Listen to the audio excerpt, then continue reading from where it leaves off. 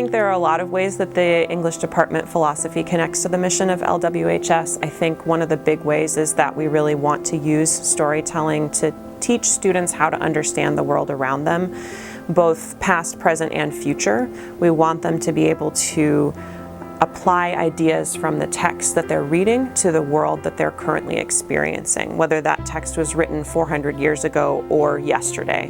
My name is Lynnea Ogden. I am an English teacher here. I'm the chair of the department. I teach 9th graders currently. In my time here, I've been lucky enough to teach all grades.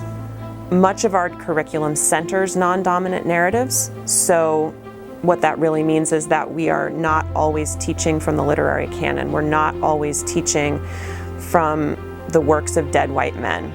And we use that to try to teach and cultivate empathy. We want to ask students to engage deeply with different but really important points of view. One of the things that stands out to me is our text selection and our commitment to selecting a really wide variety of texts so that students can both see reflections of themselves in the curriculum, but also experience stories and experience narratives that they may not have encountered before and may not have had reason to encounter outside of an English classroom.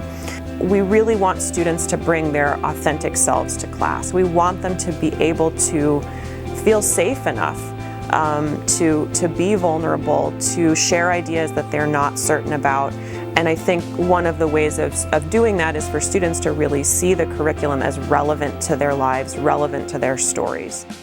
And several years ago, after the events in Charlottesville, the department got together, all of us talked after that and said, okay, how can we incorporate anti-racist teaching practices into our classrooms?